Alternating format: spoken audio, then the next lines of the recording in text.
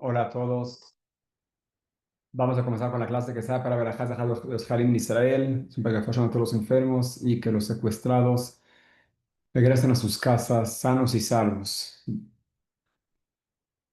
Vamos a comenzar con una idea de la perashá de la semana, o más bien, estudiemos esta historia, porque a veces hay porciones de la Torá que cuando las leemos parecen sacadas de una película de Disney. Y una de ellas es esta perashá. Es difícil realmente entender este episodio. Vamos a comenzar con lo que conocemos, con lo simple, con la historia, con algunas midrashim interesantes. ¿Qué pasó con Balak y Bilam? Primero que nada, normalmente cuando la Torah nos cuenta sobre una historia, sabemos qué sucedió. Es decir, Moshe Rabbenu, Aharon a Cohen o todo el pueblo de Israel estaba ahí presente viendo lo que sucedió. De hecho, parte de las pruebas de que el judaísmo es verdad, que la entrega de la Torá realmente sucedió y no fue inventada por un solo hombre, es eso mismo, que todos vimos, imagínense, una cantidad en total como 3 millones de personas que vieron un episodio, cómo Dios entrega la Torá. Eso no es algo que se puede mentir con facilidad. Cualquier persona diga, no es cierto, no fue así, no fue así, no fue así. A diferencia de otras religiones, que quizás fue un hombre que dijo, Dios habló conmigo. Aquí hablamos de todo un pueblo que escuchó y vio a Dios. En general, todo lo que pasa en la Torá, hay testigos por lo que pasó. La mayoría mínimo, sabemos, alguien lo vio y por eso lo cuenta. Pero llega este episodio y el pueblo de Israel ni siquiera se enteró. Moshe Rabbeinu no sabía.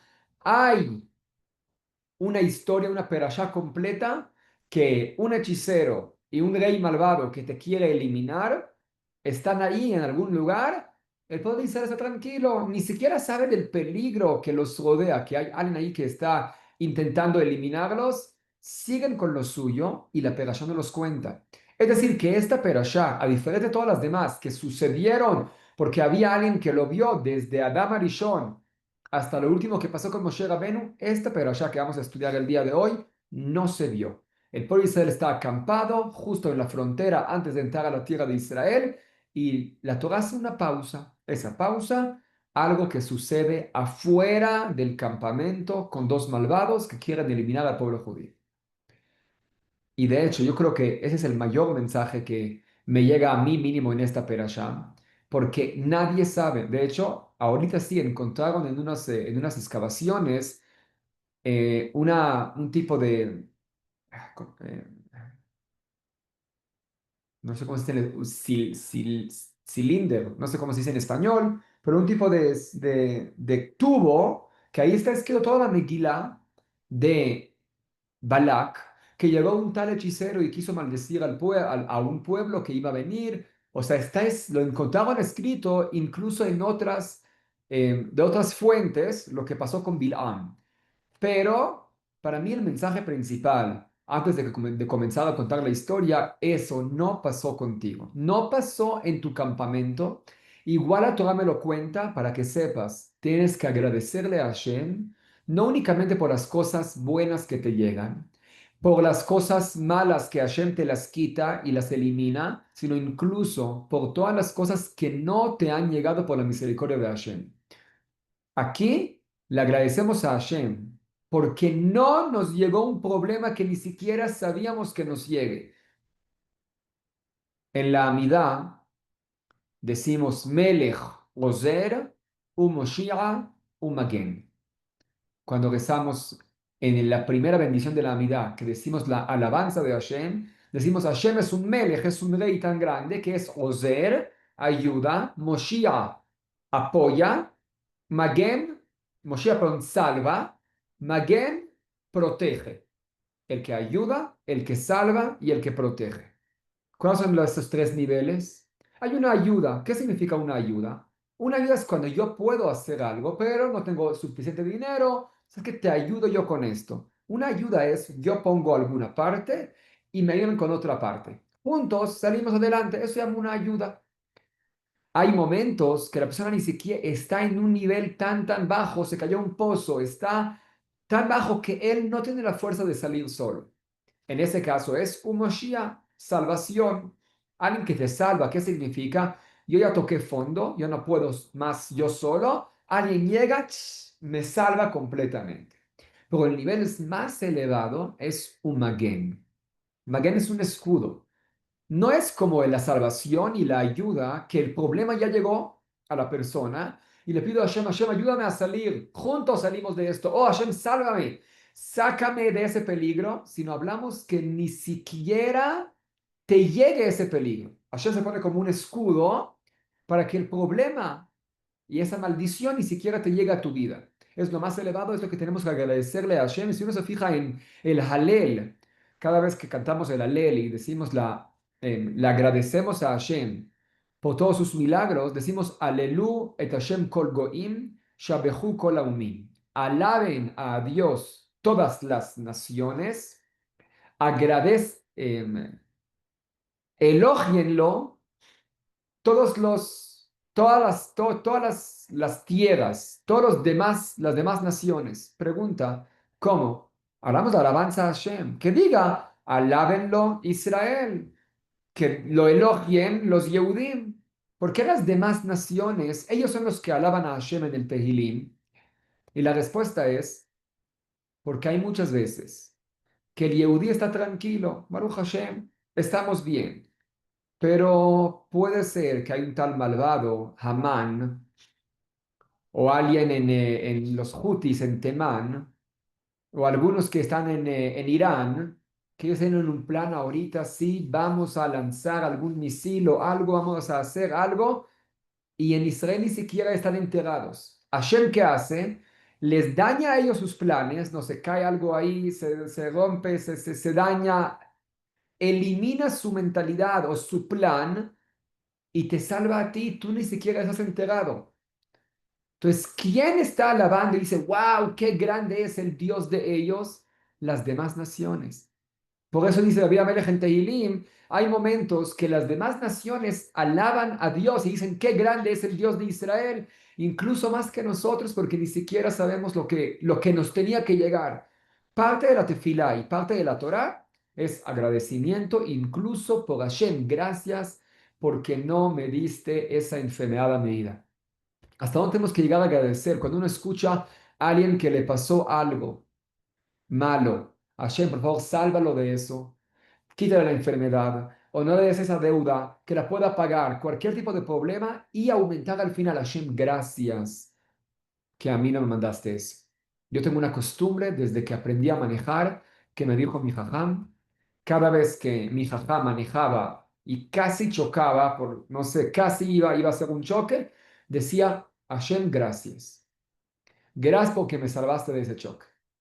Yo también lo tengo. Cada vez que estamos manejando en la calle y pasa algo, uno se distrae, o el coche de ahí se distrae, hay algo que uno se detenga. Hashem, gracias. ¿Por qué gracias? No te llegó nada. Magen, escudo. Esta perashá es un escudo que Hashem nos protegió para que ni siquiera nos llegue la cosa negativa. Ya que dijimos esta anticipación, ahora sí podemos comenzar con la clase. Estamos en el último año antes de la entrada de Israel. Empiezan a conquistar algunas naciones que están por fuera, como Heshbon, que ya vimos la semana pasada, Og Melech Habashan el gigante. Empiezan a conquistar. ¿Quién se entera de eso? Balak, el rey de Moab. Ahora realmente no había ninguna intención de luchar en contra de Moab. De hecho, Hashem le dice específicamente a Moshe, al Tatzoret Moab, no pelees ni luches contra de la nación de Moab.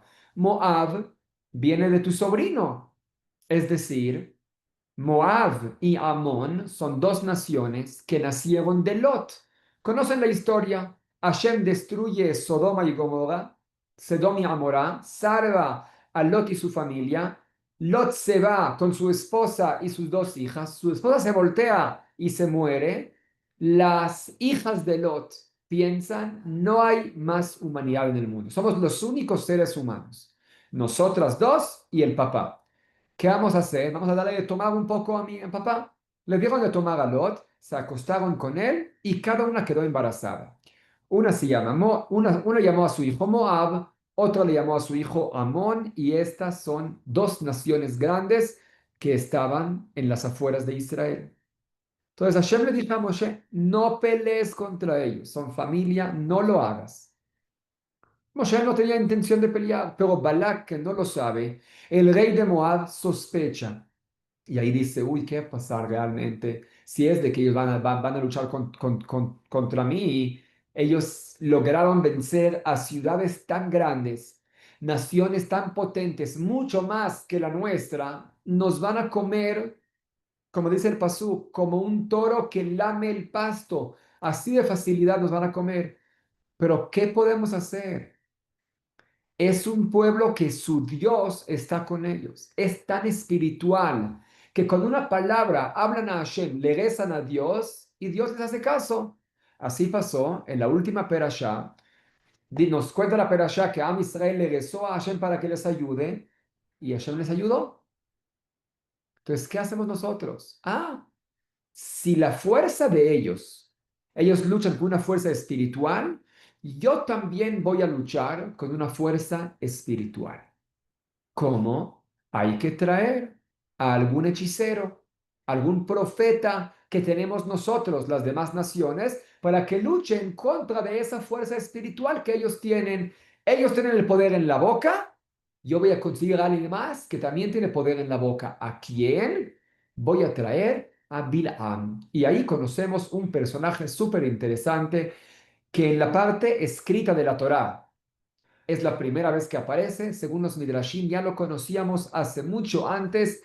Ese personaje se llama Bilam, un hechicero, un profeta de las demás naciones, que él ahora sí va a tener la fuerza en la boca para maldecir al pueblo judío. Y así dice Balak.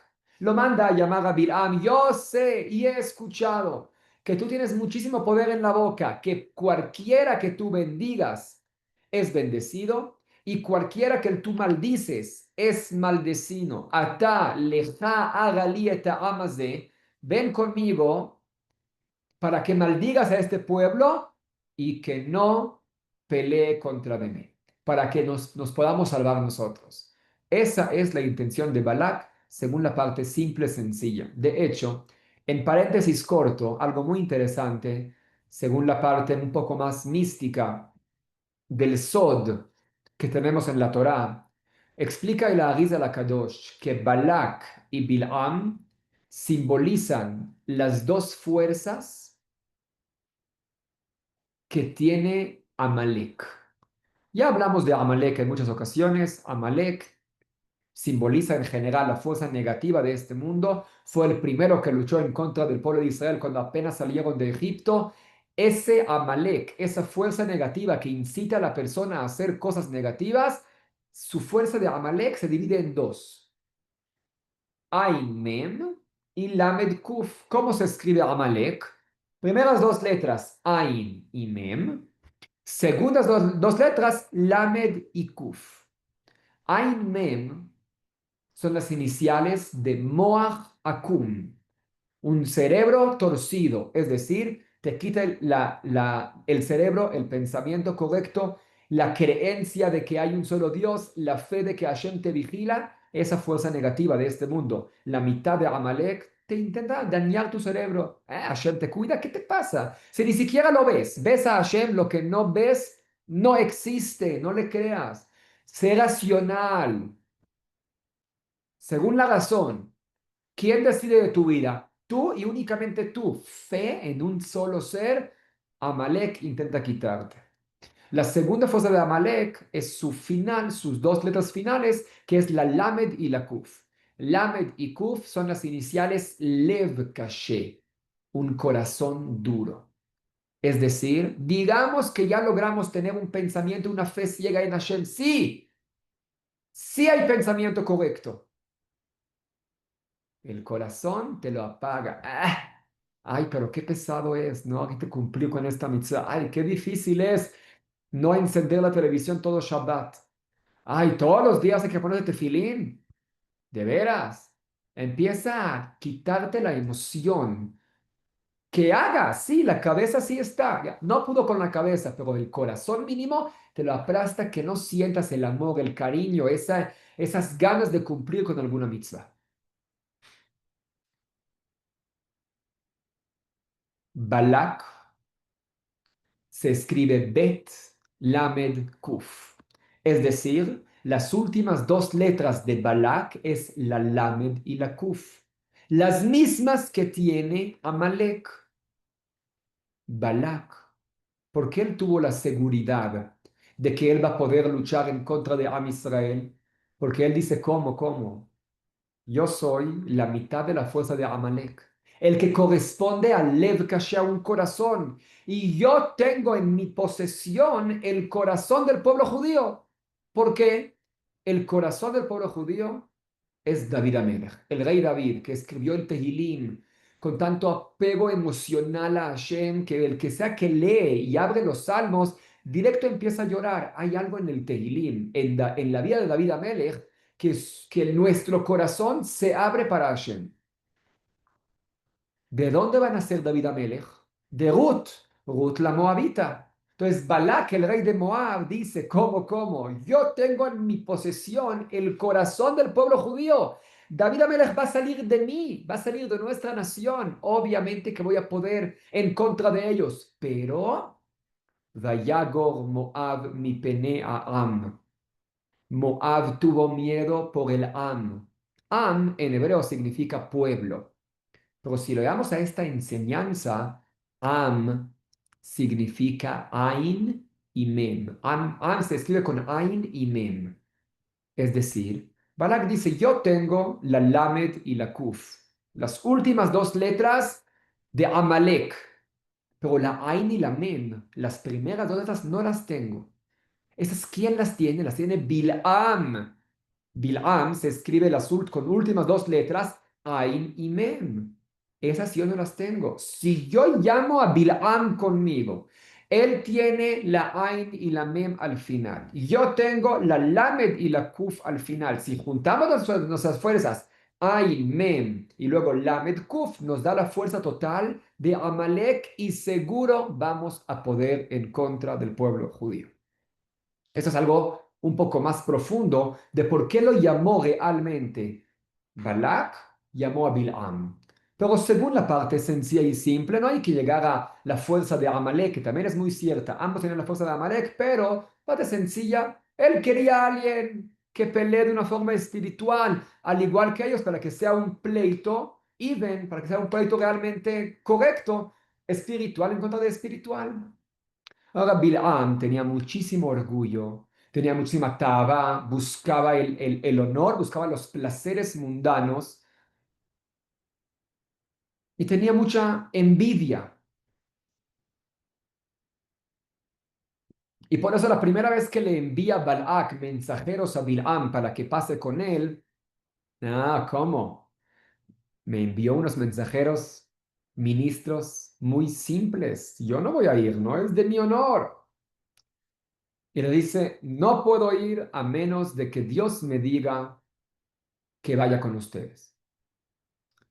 Se va a dormir, Dios se le presenta en la noche y le dice, no puedes ir con ellos. Manda entonces Bilam otros mensajeros, los ministros más importantes de su reinado. Ahí sí ya tiene un poco de honor, pero quiere también ganar un poco más. Entonces le insinúa a Balá, ¿cómo? Aunque sea que me des toda tu casa llena de monedas de oro y plata, tampoco puedo hablar en contra de Dios. Dios me tiene que permitir salir. Otra vez se acuesta a dormir y vean lo que dice la perashá de la semana. Bueno, si es que los hombres llegaron a llamarte, es decir, si es que tanto quieres ir, ok, kum lech itam. Párate y ve itam. Itam significa junto a ellos. ¿Qué es junto a ellos? Yo puedo caminar junto a un amigo con la intención distinta. Puede ser que yo voy a caminar junto a mi esposa para ir a un centro comercial. Yo voy a ir a jugar con mis hijos en una esta y ella va a pensar ir de shopping. Vamos juntos, pero en la mente separada, y ahí también vamos a separar, que uno va a ir a su camino. Esto que le dijo Dios. Itam es ve junto a ellos al lugar. Pero cualquier cosa que yo te diga, eso lo vas a cumplir.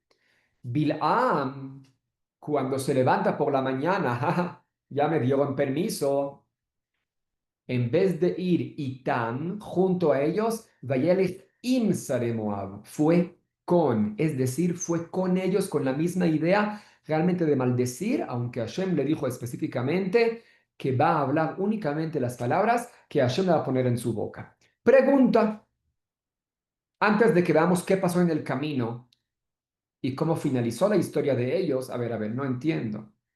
¿Cómo Bilam, alguien que aparentemente es tan malvado, y eso que no contamos aún nada, pero que es hechicero, que hace brujería, según el Midrash, incluso tenía relaciones con su asna, con la burra que tenía? ¿Alguien tan impuro va a hablar con Hashem? ¿Alguien tan impuro va a ser profeta? Entonces, vamos a explicar algo según el Midrash. Según la parte sencilla, es la primera vez que encontramos este nombre de Bil'am. Los Midrashim cuentan que para nada el encuentro de Bil'am con el pueblo judío, con Moshe Rabbeinu, sucedió muchísimo antes.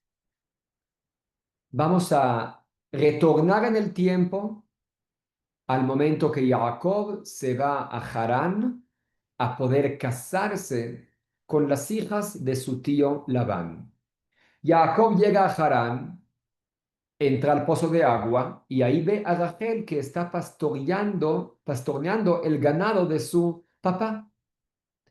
¿Por qué Rachel tenía que pastorear el ganado, una mujer, y no lo hacían los hombres? ¿Por qué la hija de Labán lo hacía y no lo hacían los hijos? Nos dice el Midrash porque Labán no tenía hijos, tampoco tenía tanto dinero. Llegó Jacob con él a vivir con él y ahí le llegó la verajá. Tuvo muchísima riqueza y también tuvo hijos. Uno de esos hijos fue Bilán. Realmente, si uno se fija en los Midrashim, hay tres opiniones. O Bil'am es el mismo Labán, es decir, que es una reencarnación del mismo Labán que que quiso matar a Jacob. O es su hijo, que es la versión que a mí más me gusta. O que es de su descendencia. No es literal el hijo, sino de su descendencia. Pasaron varias generaciones y es Balak. Pero vamos a ir con la explicación de que él es su hijo. Entonces, si es que su hijo, Bil'am, vivió tanto junto con Labán, que era un hechicero y hacía mucha brujería, tanto así que cuando Rachel se va, ella se lleva a los dioses, a la parte de brujería que hacía su padre, se lo lleva con ella y lo oculta, lo esconde, porque tenía miedo, parece que tenía poder en aquella época esa brujería. Es decir, Bil'am aprendió de su padre Labán, todo lado de impureza en la brujería lo tenía con él. Al otro lado, vivió con Jacob Avinu, vivió con la pureza de las 12 tribus, jugó con ellos cuando eran chiquitos, cuando eran pequeños. Y entonces también tenía la impureza y también tenía el lado de la pureza. Llega un momento, Jacob tiene que escapar, se escapa de Harán sin avisarle a su tío Labán.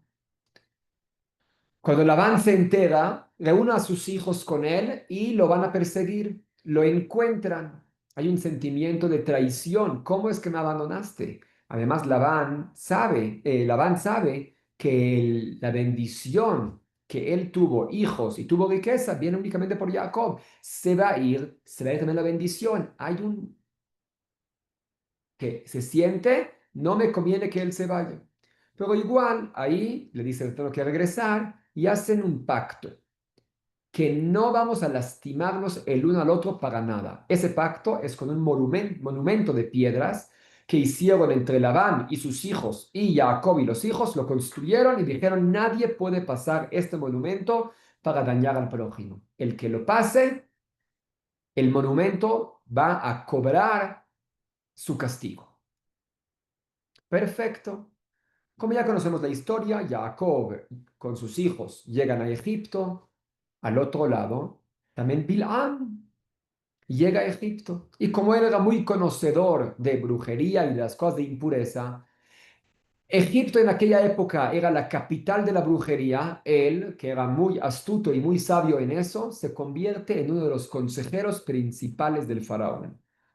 Tanto así que el Midrash nos cuenta que Bilam fue el que dio la idea de lanzar a los bebés hebreos al Nilo, de esclavizar a los judíos. ¿De quién fue la idea? De Bilam. Había algo que desde chiquito él sentía odio hacia esa familia. Más adelante,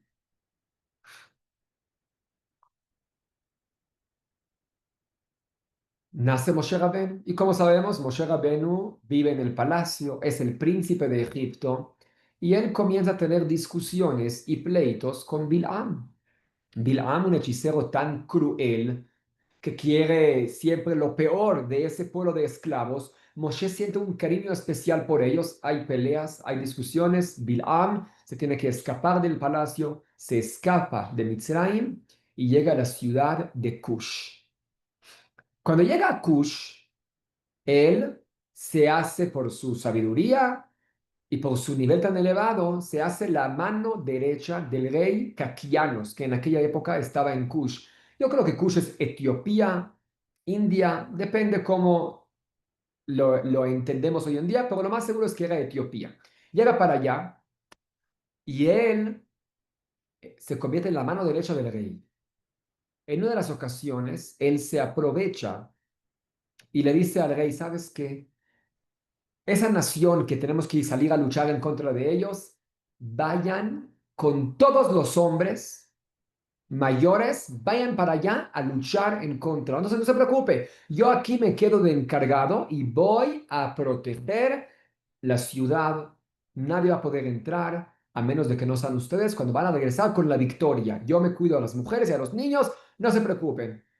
El rey confió en él, se va a luchar, efectivamente gana y cuando regresan de nuevo a la ciudad de Cush, vieron que Bilam cerró completamente la ciudad. Por un lado puso rocas, otro lado agua, otro lado serpientes venenosas. Nadie puede pasar. Con su brujería lo hizo. El que sea que intentaba, llegaban las serpientes, lo picaban. No se podía pasar. Justamente en ese momento nos sucede la historia de Moshe Rabenu. Moshe Rabenu, él salva al judío, mata al egipcio, el faraón al final se entera y lo quiere matar. Entonces, ¿qué tiene que hacer Moshe? Se escapa de Egipto. ¿A dónde va? A la ciudad de Cush. Llega a la ciudad y ve que el rey y todo el ejército están por fuera de la ciudad. ¿Qué pasó con ustedes? ¿Qué hacen aquí? Le contaban lo que sucedió. Vea, no, es que Bilam se quedó ahí adentro. Ah, yo lo conozco ya. Él es un hechicero, un brujo. No debían haber confiado en él. No se preocupen, tengo una idea. Que cada soldado críe un poñuelo de, ¿cómo se llama ese animal en el español? Avestruz. Un poñuelo de avestruz. Que lo críen, que se acariñen con él, que den de comer, que den de tomar todo el tiempo desde chiquitos hasta que crezcan. Cuando ya crecieron, Moshe les dijo, saben que ahora 3 días no le dan de comer nada. Y así hacen. Jesús no podía, ya tenía que comer algo. El tercer día, dijo Moshe, suéltenlos en los campos donde están las serpientes. Los soltaron y empezaron las avestruces a comer y picar, matar a todas las serpientes. Abrieron el paso, lograron pasar y se llevaron el control de la ciudad de nuevo. Justo cuando ellos entran, Bilam se da cuenta que van a entrar y ahí se escapa. Ahora vamos a ver a dónde se escapó. Pasó lo que pasó con Moshe, regresa y cuando Hashem habla con Moshe, lo convierte en el líder de Israel y el pueblo de Israel recibe un profeta tan elevado que es Moshe Rabenu. Llegan ahí las demás naciones o los ángeles encargados de las demás naciones y dicen, perdón, perdón, perdón, no es lógico, no es correcto. ¿Cómo? ¿Por qué el pueblo de Israel tiene un profeta y nosotros no tenemos un profeta? ¿Sabes qué, Dios? Más adelante, cuando esa gente se muera y le vas a preguntar por qué no hiciste lo correcto, te van a decir, ¿cómo vamos a ir en en la parte correcta? ¿Cómo quieres que cuidemos con la Torah si no nos diste un profeta igual que ellos? ¿Sabes por qué el judío sí sigue un buen camino? Porque les diste un profeta igual, nos diste un profeta. A nosotros, que no nos dice un profeta, por eso seguimos un camino equivocado. ¿Qué quieres de nosotros? Entonces, ¿sabes qué? Hashem dijo, "Sabes, tiene razón, para que no digan eso, la pureza y la impureza tienen que ir siempre de la mano. Moshe es el Naví de los judíos, van a recibir también ustedes un profeta. ¿Quién? Bil'am va a ser el profeta de las demás naciones. Fu Bil'am recibe profecía. Obviamente que en vez de utilizarla para el lado de la pureza, la utiliza para el lado de la impureza. Y vean lo que dice el Midrash Talpiyot, un Midrash fascinante. Desde ese momento, todo lo que pasa en la pureza, pasa en la impureza. Ze keneged ze bara Elohim, así dice el rey Shlomo. Shlomo Melech dice, ze keneged ze. Esto, lo que pasa en la impureza, pasa en la pureza. Se elimina la impureza, se elimina la pureza. Es lo que va a pasar más adelante. Bil'am se muere, Moshe se muere. Esab se muere, Jacob se muere. Si no está Jacob, ¿para qué va a estar Esab? Van de la mano. Todo lo que le pasó a Moshe también le pasa a Bil'am. Y dice Midrash Talpiyot, Am Israel sale de Egipto. 49 días caminan para el monte de Sinai para recibir la espiritualidad. Es en el mismo momento Bil'am caminó 49 días a los Hare Ahoshech, a los montes de la oscuridad. ¿Qué hay en los montes de la oscuridad? Lo encontramos en varias ocasiones. En la Gemara lo menciona que Alejandro Magno quería ir a los montes de la oscuridad. Son lugares tan lejanos, tan picudos, que los rayos del sol no llegan ahí y siempre son oscuros. Todo el tiempo hay oscuridad. No importa cómo dé vueltas el sol en todas sus posiciones, hay esos lugares con las montañas que ocultan por completo la luz del sol. Dice el Midrash Shafiot, ¿sabes quién habita ahí? Volvamos hasta Bereshit. Cuando Hashem creó al ser humano, llegan los ángeles y le dijeron, Hashem, no lo creas, un ser de carne y hueso, obviamente que se va a guiar por las tentaciones de este mundo, va a pecar. Hashem dijo, no, no, ¿cómo? Confíen, es la idea, que tenga libre albedrío y que van a ver cómo va a elegir el bien, siempre van a ver tzadik, que sí, que no, que sí, que no, sí. Pasa el tiempo y la humanidad empieza a pecar completamente, completamente a pecar, con mezclas no únicamente del ser humano con mujeres casadas o con mujeres prohibidas, sino del ser humano con animales, de un animal con otro animal, una mezcla completa de impureza total que la única forma de cómo purificar el mundo, Hashem dijo, tengo que meter el mundo en una mikve, en una tevilá, voy a mandar el diluvio para purificar a todo el mundo. Pero en ese momento, previo al diluvio, los ángeles que dijeron a Hashem, ¿viste? Te dijimos que no lo creas, te dijimos que iban a llenar de pecados. Y Hashem les dijo, ¿qué creen? ¿Que si ustedes estarían abajo, no hubieran pecado? No. Ah, no, ¿saben qué? Los tiró, los nefalim, es decir, los ángeles caídos. Llegan los ángeles caídos a este mundo y efectivamente, con todas las tentaciones de este mundo material, empiezan a pecar los ángeles con las mujeres del ser humano. Y de esa mezcla de, mujer, de un ser humano con un ángel, nacieron los gigantes. Pero el punto es que cuando ya Hashem se da cuenta que empiezan no únicamente a tener relaciones prohibidas, sino además a utilizar su fuerza espiritual que tienen como ángeles para la impureza, empezaron a enseñar brujería a la gente, usar su potencia espiritual para el lado negativo. Hashem dijo, no más. Y los tomó a esos dos ángeles que se llaman Azza y Uziel, los tomó y los amarró con cadenas que no se puedan mover en los montes de la oscuridad. Según el Midrash Talpiyot, ahí se encuentra la fuerza negativa de este mundo que si juntamos las dos palabras Azá y Uziel, me da la palabra Azazel. Lo que hacemos en Kippur, en la época del Bet HaMikdash, el chivo lo lanzamos a la Azazel, es decir, que también le damos una ofrenda, un obsequio, un regalo a la parte del Satán, de la fuerza negativa. ¿Dónde habita la fuerza negativa de este mundo, según el Midrash? Allá en los montes de la oscuridad, Azazel. Donde están los ángeles Azay y Uziel amarrados para que no puedan enseñar brujería. El mismo camino que hace Am Israel 49 días para llegar allá, hizo Bil'am para llegar a los montes de oscuridad para aprender brujería. 40 días estaba Moshe en el cielo estudiando Torah, elevándose espiritualmente. 40 días estaba Bil'am en los montes de oscuridad estudiando esa brujería. Tanto así que según el Zohar Kadosh, Bilam incluso volaba. Más adelante vamos a cuando lo querían matar, Bilam volaba, Pinhas, una historia muy interesante si uno lee el Zohar Kadosh, pero el punto es, estudió brujería y cómo dirigir la fuerza que Hashem le otorgó de ser profeta para el lado negativo, hacia la brujería, hacia el lado malo. Por eso cuando llegamos aquí, no es la primera vez que Bilam sabe y conoce del pueblo judío. Balak, cuando él dice, tengo que eliminar a alguien, voy a llamar a alguien que los conoce tan bien, que creció y vivió con ellos.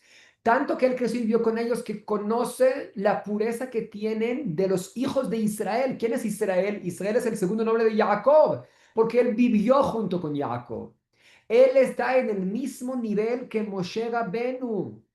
Él, eso sí, es un fight, es una pelea digna, uno en contra de otro. Vale la pena que yo lo llame a él. Antes de continuar, fíjense cómo todo el motivo que Hashem les dio profeta a las demás naciones es para que no digan, ¿sabes por qué no seguimos tu camino, Hashem? Porque no teníamos un profeta. Bueno, tomen un profeta. Y por eso Hashem les dio a Bil'am. Hey, no entiendo. Hashem les da a Bil'am, una persona tan baja espiritualmente, que tiene relaciones con su asna. Ese es el profeta que les das. Aún las demás naciones pueden decir, Hashem, ¿sabes por qué no seguimos tu camino? Y los judíos sí, porque ellos tienen a alguien tan elevado, muy elevado como Moshe Rabenu. Nosotros nos diste un profeta tan bajo como Bil'am, por eso no seguimos tu camino. Entonces, ¿cómo Hashem? ¿Cómo Hashem les cayó la boca con eso que les dio a Bil'am? Vean un hidush impresionante. Es una explicación más que nada para los dirigentes, para Jajamín, para dirigentes comunitarios o para cualquier persona. Es dirigente, es líder en su familia, en su trabajo. Cada uno influye hacia los demás. ¿De dónde recibe el rabino su fuerza?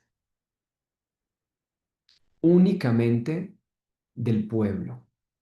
El rabino recibe su fuerza únicamente de los alumnos. El papá o la mamá reciben su fuerza únicamente de los hijos. Como mamá tiene que tener la fuerza necesaria para poder alimentar, satisfacer, darles el amor necesario de sus hijos. Cuando un alumno me pregunta cosas, eso me hace a mí más inteligente porque tengo que investigar dónde, tengo que preparar, tengo que hacer. ¿Quién me da a mí la fuerza de elevarme? Los alumnos. Depende de lo que buscan los alumnos, así va a ser su líder.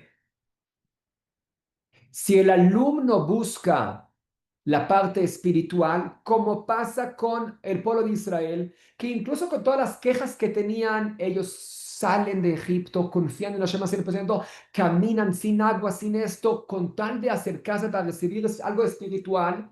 Ellos buscan la espiritualidad. Moshe también recibe la fuerza de ellos y se eleva espiritualmente. ¿Quién convirtió a Moshe que sea tan espiritual? Únicamente su pueblo.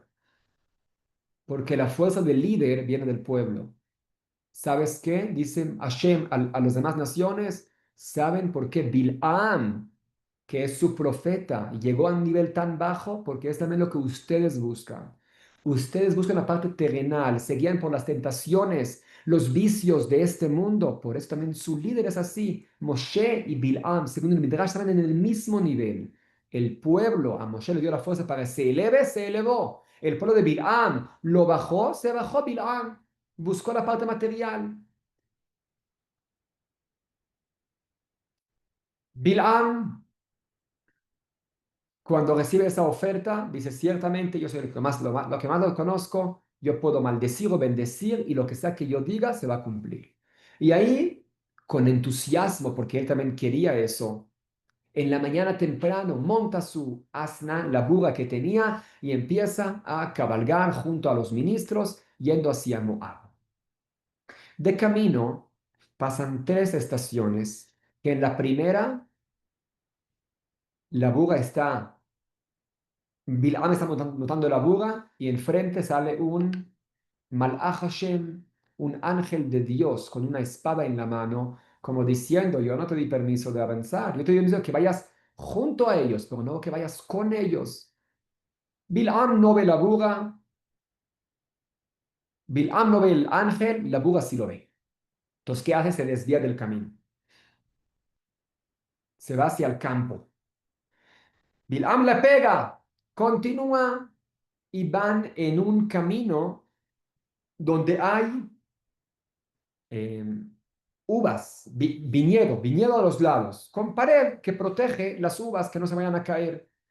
En ese momento llega el ángel ahí, entonces a la burra le da miedo, entonces ¿qué hace? Va a un lado para no chocar en contra del ángel, tenía miedo y apachurra el pie sobre la pared de piedras, el pie de Bilam. De hecho, esa pared de piedras, dice el Midrash, es el mismo monumento de piedras que hicieron como promesa, como pacto, que no vamos a pasar a dañar. Ahora que pasan a dañar, Bilam no cumplió con el pacto que él mismo hizo cuando eran chiquitos con los hijos de, con los hijos de Jacob. ¿Qué pasa? Recibe su castigo ahí mismo. En el mismo lugar recibe su castigo. Tercer lugar, era mucho más angosto, que ya no había más otra forma, ni apachurrarme para acá, ni ir al campo, no había otra. El ángel se le presenta ahí enfrente. ¿Qué hace la burra? Se sienta, otra vez le pega, tres veces le pega. Y ahí pasa un milagro, que la burra abre su boca y le dice a Bilam, ¿qué te he hecho? Que me pegaste ya tres veces. ¿Acaso alguna vez yo te impedí algo? ¿Acaso una vez te dijo que no me puedes montar? ¿Acaso alguna vez yo no te obedecí lo que me digas? Siempre te obedecí. ¿Por qué ahorita me pegas? ¿Cómo que por qué te pego? Porque te sentaste, hiciste esto y te vas. Hoy te portas diferente.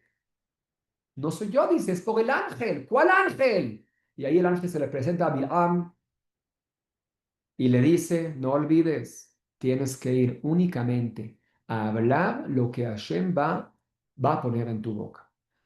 Y aquí la pregunta es evidente, no entiendo si es de que igual el ángel le va a dar el mensaje, que desde un principio el ángel le diga eso a Bilam. ¿Para qué tiene que ocurrir un milagro tan grande que la burra vea lo que Bilam, el profeta más elevado, no pudo ver?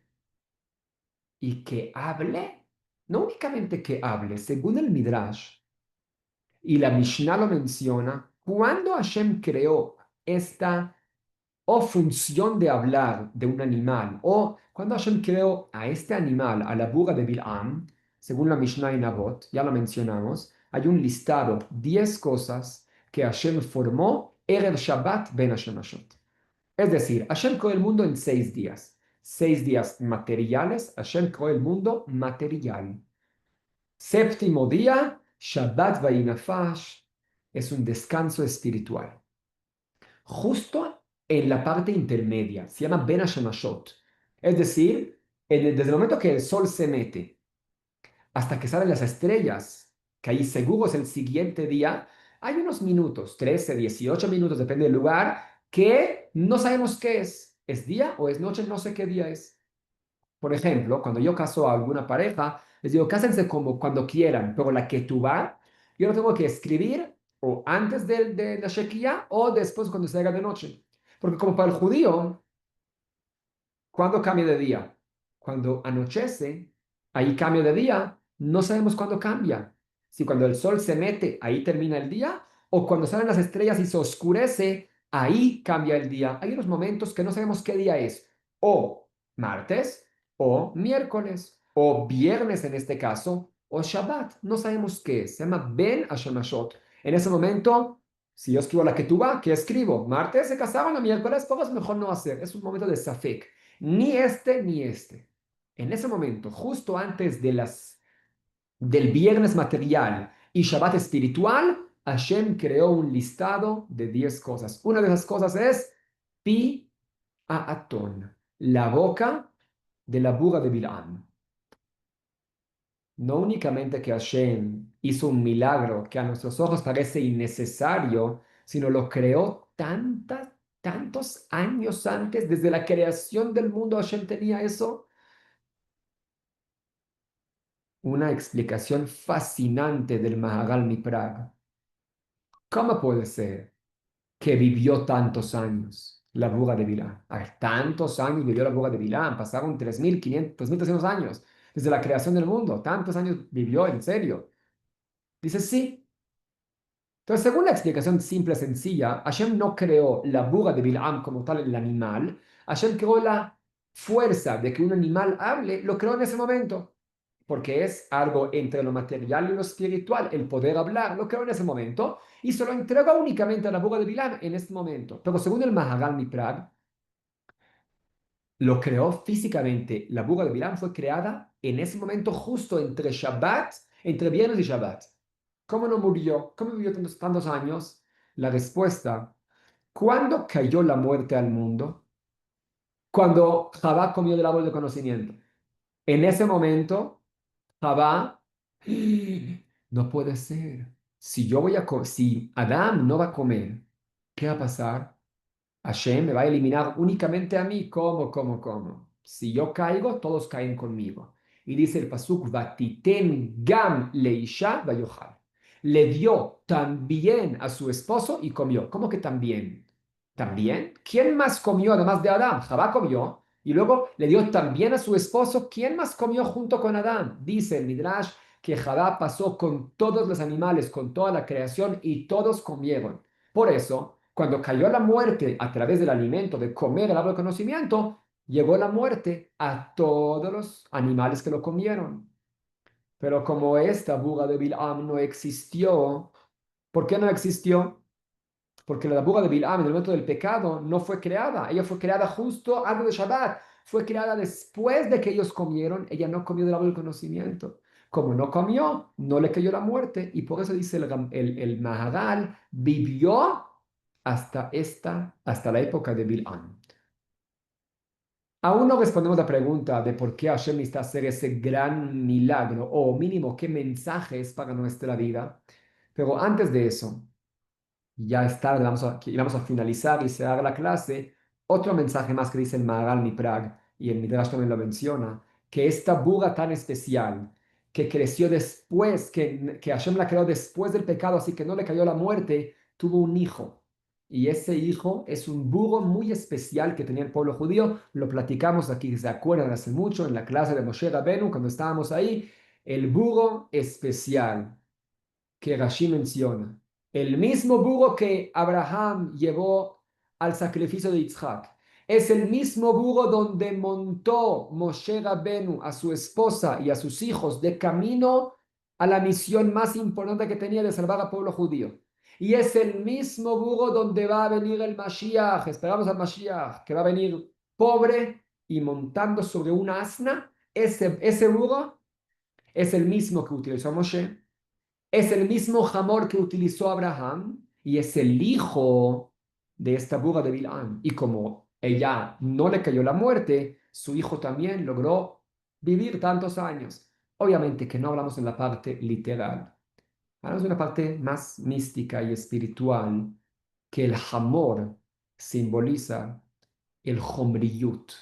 El Homriyut es la parte terrenal, física que tenemos. Todo el Homer que tenemos hoy en día se llama algo material, es Hamor.